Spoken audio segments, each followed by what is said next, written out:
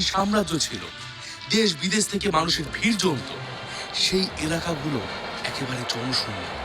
প্রশ্ন হচ্ছে, এর আসল কারণ কি? এর পেছনে কি ফেরাওদের কোনো অভিশাপ লুকিয়ে আছে? আমি রয়েছি মিঠুন আপনার সাথে, আর আপনি দেখছেন রোমাঞ্চ মিডিয়া। আমি আমার লাইফের ফার্স্ট ইন্টারন্যাশনাল ট্রিপ হিসাবে বেছে নিয়েছি মিশর। আর এটা ছিল একটা সম্পূর্ণ স্লো ট্রিপ। আমি মিশরে টানা 15 দিন ছিলাম। এই 15 দিনে আমি মিশরের এ প্রান্ত থেকে অপর প্রান্ত সমস্ত ঐতিহাসিক এবং গুরুত্বপূর্ণ স্থানগুলোকে কভার করেছি।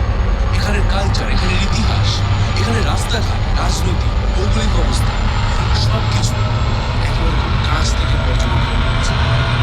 কথা বলেছি এখানে সাধারণ মানুষের সাথে। আর সত্যি বলতে মিশর সম্বন্ধে আমার যে সমস্ত ধারণা ছিল,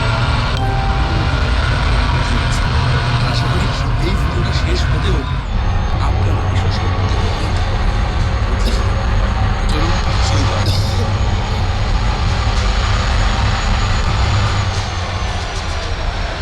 মিশরের ইতিহাস এবং এখানের কালচারের ব্যাপারে জানার আগে আমাদের জানা উচিত এই দেশটার জিওগ্রাফি এবং তার আবহাওয়া।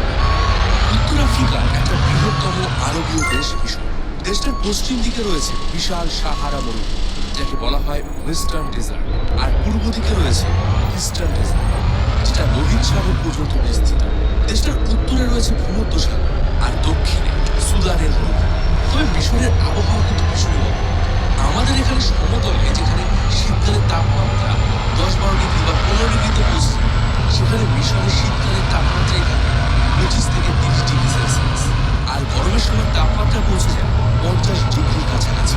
এখানে বাতাসে কোনো আর্দ্রতা নেই, শুষ্ক আবহাওয়া, এমনকি বছরের পর বছর এখানে কোনো বৃষ্টিপাত হয় না।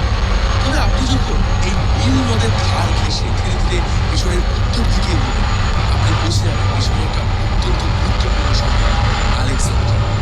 আর এই শহরের আবহাওয়া ভীষণ। আবার যখন আপনি মিশরের দক্ষিণ দিকে মানে কায়রো, লাক্সর, আসওয়ানের দিকে যাবেন, এখানের আবহাওয়া আরো এক্সট্রিম হয়ে যায়। আর বলতেই এই এক্সট্রিম আবহাওয়া আমি টানা 15 দিন ধরে ওদের মধ্যে ঘুরেছি, যার কারণে লাস্ট 2 দিন আমার জ্বর হয়ে গেছে। এখানের মরুভূমির এক্সট্রিম পরিবেশের কারণে মানুষের সার্ভাইভ করা এক কথায় ইম্পসিবল। আর যেহেতু বৃষ্টিপাত হয় না এবং নীল নদের আশেপাশে ছাড়া অন্য কোথাও জলের সোর্স নেই, তাই এখানে চাষাবাদও তেমন একটা হয় না। যে কারণে আজও মিশরের প্রায় 95% এরিয়া চাষাবাদের অযোগ্য হয়ে পড়েছে। তবে বলে দেই, এই যে ধুধু মরুভূমি আপনারা দেখতে পাচ্ছেন ভিডিও, এই মরুভূমি কিন্তু আজ থেকে 8-9 হাজার বছর আগে ছিল। এমনকি সে সময় সাহারা মরুভূমির কোনো অস্তিত্বই ছিল না। সে সময় এই অঞ্চলে ছিল বিশাল তৃণভূমি। অন্যদিকে আবার নীল নদের তীরে এত ঘনবসতিও ছিল।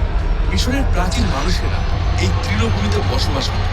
তবে ধীরে ধীরে যখন আবহাওয়ার পরিবর্তন হয়, তখন এই এলাকার উষ্ণতা বৃদ্ধি, তৃণভূমি পরিণত হয় মরুভূমি। আর সেই মানুষেরাই জলের খোঁজে বিভিন্ন জায়গায় ঘুরে বেড়াতে শুরু করে। আর এরাই পরবর্তীকালে বেদুইন নামে পরিচিত হয়। এদের জীবনযাপন সম্পূর্ণ নির্ভর করত জল আর পশুচারণের জায়গার উপরে। তারা এক জায়গা থেকে আরেক জায়গায় ঘুরে বেড়ায়। একসময় এরাই